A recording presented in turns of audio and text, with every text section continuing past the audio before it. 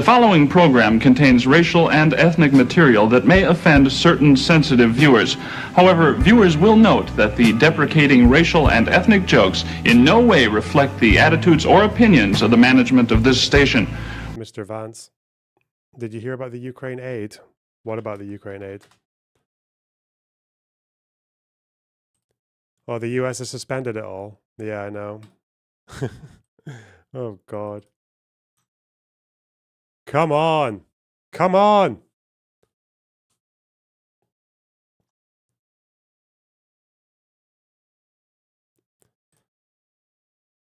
The Trump administration has suspended delivery of all US military aid to Ukraine, blocking billions in crucial shipments as the White House piles pressure on Kyiv to sue for peace with Vladimir Putin. The decision affects deliveries of ammunition, vehicles, and other equipment, including shipments agreed to when Biden was president. It comes after a dramatic blow-up in the White House on Friday, during which Donald Trump, infuriated over what he claimed was the Ukrainian leader's disrespect and ingratitude, told Zelensky that he was gambling with a third world war. Zelensky was told to come back when he is ready for peace. Ukraine's Prime Minister Denis Shmyhal said on Tuesday that Kyiv still had the means to supply its frontline forces, but warned thousands of lives were at risk and vital US-provided air defense systems could be affected.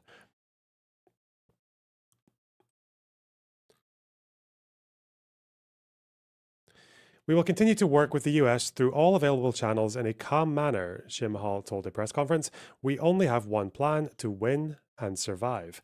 Moscow celebrated the decision, with the Kremlin spokesperson Dmitry Peskov saying that the US had been the main supplier of this war so far. European and NATO allies were not informed in advance, a Polish foreign ministry spokesperson said. This is a very important decision and the situation is very serious, Paweł Wronski told reporters. This sentence may sound banal, but it has great political significance. The decision was made without any information or consultation, neither with NATO allies nor with the Rammstein group. Rammstein. Really? Those guys? What, the German band? The German fucking metal meme band?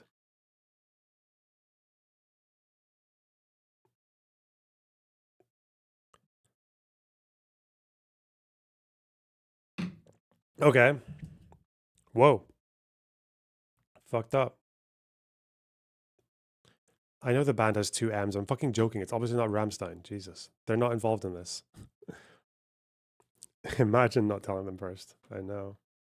Governments in Europe, fearful of an emboldened Russia during a US administration that resents a Cold War era pact to support its allies against aggression, have rushed to boost their own military spending.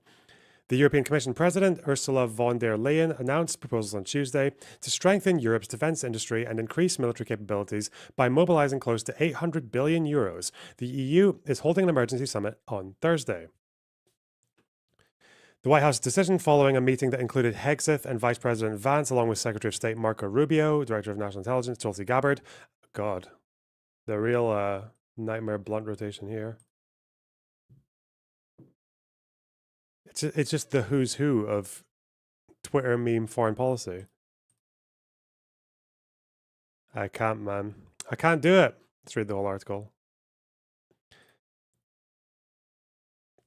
Alexander Mereshko, the chair of Ukraine's Parliamentary Foreign Affairs Committee, said Trump appeared to be pushing Ukraine towards capitulation. To stop aid now means to help Putin, Mereshko told Reuters. On the surface, this looks really bad. It looks like he is pushing us towards capitulation, meaning accepting Russia's demands. Razom for Ukraine, a Ukrainian peace advocacy group, advocacy, not peace advocacy. By abruptly halting military assistance to Ukraine, Trump is hanging Ukrainians out to dry and giving Russia the green light to continue marching west. Razom for Ukraine urges the White House to immediately reverse course, resume military aid, and pressure Putin to end this horrific invasion. The US Congress has approved $138 billion in total assistance for Ukraine since Russia's invasion nearly 3 years ago, according to the Nonpartisan Committee for Responsible Federal Budget. In December, shortly before leaving office, Biden announced an additional $5.9 billion in security and budget assistance. US assistance to Ukraine includes military aid, budgetary assistance largely delivered through a World Bank Trust Fund, and other funds that have been delivered through US Agency for International Development. That would be USAID, which has been throttled by the Trump White House. Some of the money sent by the US to Ukraine helps the country pay the salaries of teachers and doctors and keeps the government running. Weapons assistance from the US has been facilitated through two programs: Presidential Drawdown Authority, which allows the president to quickly transfer weapons and equipment from US stocks to foreign countries without the need for congressional approval, and the Ukraine Security Assistance Initiative, under which military equipment is procured from the defense industry. In total, the US has pledged $31 billion of weapons aid to Ukraine through PDA. The majority, well over $20 billion, according to Reuters analysis, has been shipped. Du hast, I know, eh? Du hast nicht. Is that how you say it? I don't know. Fuck.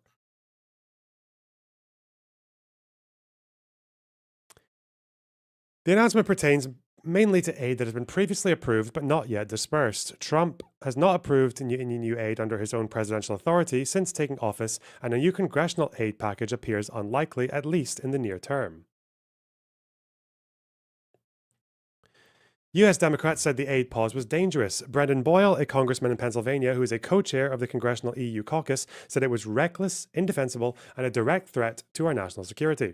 Earlier on Monday, Trump had expressed fresh outrage at Zelensky for saying the end of the war could be very, very far away.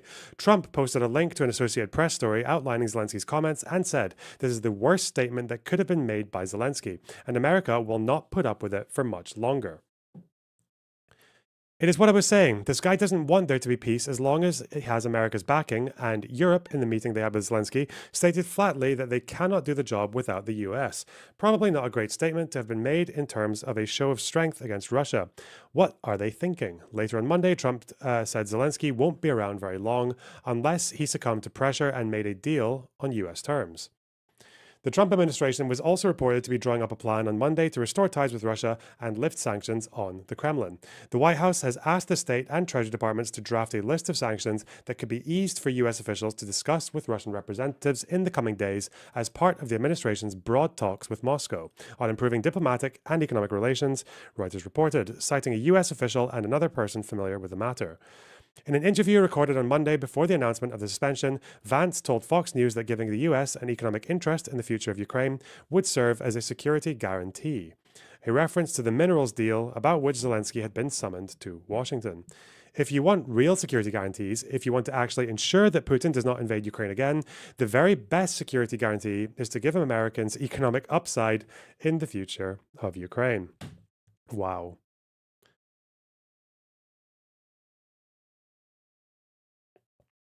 It is not good, bro. I'm really going to need to. I really want to. I read the Third Reich series, the Richard Evans one, but I stopped. I stopped midway through the third one. But I need to pick it up again because I think American isolationism is a theme in there that I'm going to have to start getting used to. Oh, no.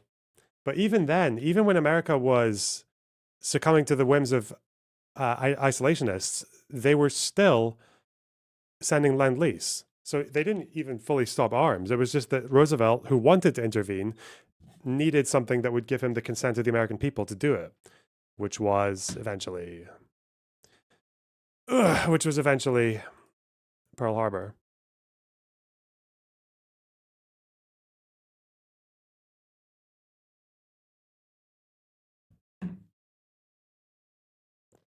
J.D. Vance making a jibe about European troops.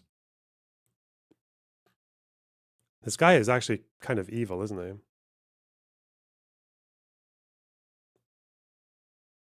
He made a jab about 20,000 troops from some random country that has not fought a war in 30 or 40 years going to Ukraine. Clarifies he wasn't talking about the Britain. Well, I hope he wasn't, because Britain and France were obviously in Iraq with America. Like that. What?